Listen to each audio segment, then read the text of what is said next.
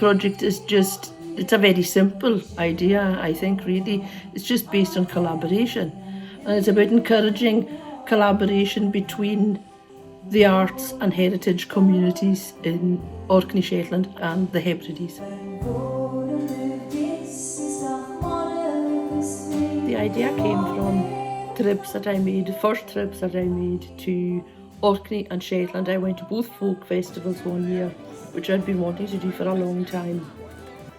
But it struck me at that time, because my grandmother had been a herring cutter, and she had worked in both Orkney and Shetland. And I started thinking about that, and really, I suppose with the demise of the fishing industry in particular, that glue between the three places, that was really a very strong bond. And maybe at that time people travelled more between the three places and knew a bit more about each other than we know now.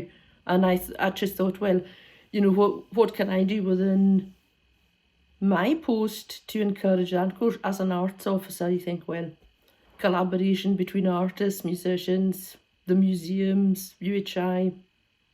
Started with the music, really, and grew from there.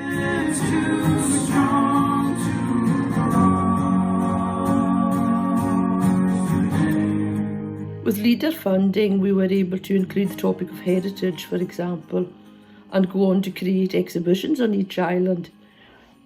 It sounds like, they weren't separate exhibitions on each island, but where the three museums collaborated and exchanged artefacts. And of course they were meant to be exchanged physically, and then COVID put a stop to that.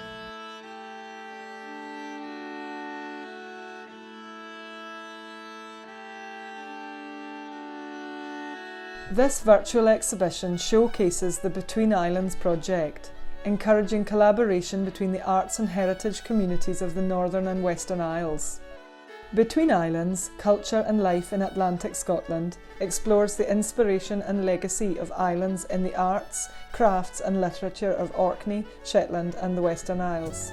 Initially it looked like it was literally dead in the water. There was nothing that could be done. And then I simply met with everybody virtually and said, okay, how do we fix this? What can we do? And that's how we moved a lot of the things online and altered some of our plans. So instead of the live performance, for example, the musicians were given commissions to write new work. Made up my mind, drew up a plan to make up the list, backlog of tasks. We've got a YouTube channel which I hadn't thought of. We'd be making a few short films, fair enough, but they were meant to go into the exhibitions. And we replaced a lot of the activities with making these short films. And that YouTube channel, currently there's, 25, 30 at the most wee pieces of film on it. It's got about 23,000 views on it. I know that there are views coming in from Canada, America, Germany, New Zealand, Australia and across the UK. So it's getting to audiences that the project wouldn't have if we had solely done it as live performances within our own islands. Same with the museum exhibitions. These exhibitions are now online for posterity, I hope, and they can be accessed by anybody. I mean, people who normally wouldn't be able to go out without lockdown happening can now access these online. So there have been some positives that I didn't expect at all. Peat! It's everywhere on the Isle of Lewis. Indeed, the island has been described as a peat floating in the Atlantic Ocean. The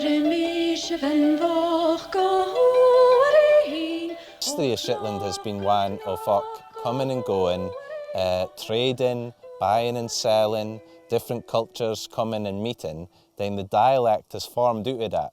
So the origins of Shetland dialect is a very multinational one.